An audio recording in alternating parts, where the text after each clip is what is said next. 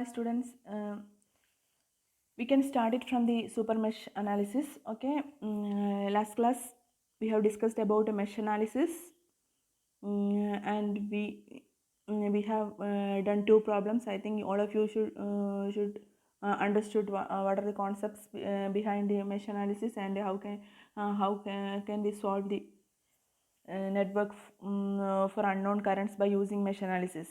I think all of you understood that concept, and you should do problems.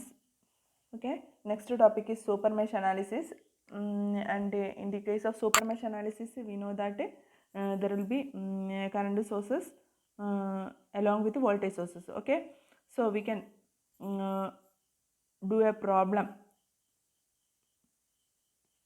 So the question is that before that before going to the details before going to the problem, we can discuss how we can do a problem by using a circuit diagram. And here is a circuit diagram that contains a voltage source V, resistors R1 R2, and there is a current source I1 and a resistor R3 and another resistor R4. Okay, the mesh currents are marked as I1, I2 and I3, and here we can find that there is adjacent loop. There is a current source in between the adjacent loops. Okay, the current source is marked as I. Okay, so it is so we can represent it as a super mesh. Okay, so it is given that here the current source I is in the common boundary for the two meshes 1 and 2, and this current source creates a super mesh. And so the super mesh is the combination of meshes 1 and 2. So it is clearly seen from the figure that we can neglect the current source path and we can create a super mesh. Okay, so that super mesh is drawn in this figure like this. Okay, this is super mesh, and here there is V, R1, R3, and this loop forms the super mesh, and rest of the circuit will be same like as in the figure above. Okay, so in the above circuit I1 flows through R1 and I2 flows through R3. When we are considering the super mesh, we are neglecting the resistance R2. Why we are neglecting the resistance R2? Because the resistance R2 is connected in series with the current sources, so we are neglecting that part. Okay, so this forms the super mesh, and the rest of the circuit is added to this, that is the resistance R4 is added to this super mesh. So the circuit diagram will look like this, and we can simply apply Kirchhoff's voltage law to this super mesh and the other meshes. Okay, so for a super mesh we can write the Kirchhoff's voltage law as algebraic sum of voltages will be equal to 0.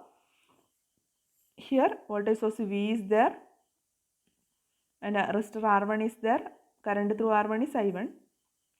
Resistor R3 is there, current through R3 is I2 flowing downwards and I3 flowing upwards. So current through R3 will be equal to I2 minus I3. So simply we can write the Kirchhoff's voltage law as V, starting from the point V, the current is flowing, we are assuming that the current is flowing in a clockwise direction through the super mesh. So it will travels from negative terminal of the battery to positive terminal of the battery. So we are writing V positive, V will be positive. So V minus I1 into R1 minus I2 minus I3 into R3 will be equal to 0. Why minus sign comes for I1 into R1 and I2 minus I3 into R3? Because current flows always from a higher potential to lower potential. That is why we are putting a symbol minus to all the voltage drop across resistors. So we can simply rearrange that equation as R1 into I1 plus R3 into I2 minus I3 will be equal to V, and also we can multiply terms inside the bracket with the outside quantity. So we will get R1 into I1 plus R3 into I2 minus R3 into I3 will be equal to V. So that is equation number 1. So for the super mesh we wrote the equation, and next there is another mesh, and we can also write the that is mesh 3. For we can also write the equation as and that mesh contains resistors R3 and resistors R4, and the current mesh current is I3, and for the resistor R3 the current through it is I3 flowing upwards and I2 flowing downwards, so we will take the current as I3 minus I2. Here we are assuming that I3 is higher. Since we are analyzing the mesh 3, we are assuming that I3 will be greater than that of I2. So we are taking it as I3 minus I2, and the current through R4 is I3 itself. So we can write the mesh equation for mesh 3, that is R3 into I3 minus I2 plus R4 into I4 will be equal to 0. Since it does not contain any voltage source, so that will be equated to 0. So we can rearrange this equation by multiplying the terms inside the bracket with outside quantity. So we will get minus R3 into I3 plus, minus R3 into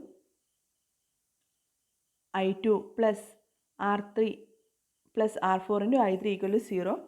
That is second equation. That is, we have first equation and second equation. But we have three unknown quantities I1, I2 and I3, but we have two equations. For solving the three unknown quantities, we need three equations. Okay. Also we can write the equation of for current source I as from the first figure. The current source will have a current marking I, and that will be equal to, I will be equal to, current is flowing downwards, so it will be equal to I1 minus I2. Why it is I1 minus I2? I1 is flowing in the same direction as that of I, and I2 is flowing in the upward direction of that of I. So we can write I1 will be equal to, the current through that branch will be equal to I1 minus I2, that will be equal to I. So the third equation we can write it as I1 minus I2 will be equal to I. That is the third equation. Okay. So we have three equations and we have three unknowns. So we can solve the mesh equations. Okay, this is the procedure. So what we are doing is that for a super mesh analysis, we are neglecting the part of the circuit that containing the current source, and we are taking the adjacent loop as a single loop. So we are calling it as a super mesh, and we will apply mesh analysis to that super mesh. Okay. That is the procedure. So you will get the concept very clearly when by doing a problem. So we will discuss the problem. The question is that determine the current in the 5 ohm resistor in the network shown below. So there is a network that containing a 50 volt battery, 10 ohm resistor, 2 ohm resistor, 3 ohm resistor, 2 ampere current source, 5 ohm and 1 ohm. So this is the circuit. Okay, or network, and here the mesh currents are marked in the question as I1, I2 and I3. Okay, and here we can find that what you are asked to find out is determine the current in the 5 ohm resistor. You are asked to find out the current in the 5 ohm resistor. 5 ohm resistor is situated between the first mesh and third mesh. Okay, so current through the 5 ohm resistor will be equal to I1 minus I3. See here in the figure it is seen that I1 is flowing downwards through 5 ohm and I3 is flowing upwards through I1. So the current through 5 ohm resistor I5 ohm will be equal to I1 minus I3. So the first mesh current is I1, second mesh current is I2 and third mesh current is I3. And here between the second mesh and third mesh there is a current source whose value is 2 ohm, 2 ampere. We are using mesh analysis, so we have to go for super mesh analysis. Okay, so simply we are neglecting the part 2 ampere part, and we are representing the second and third mesh by a super mesh.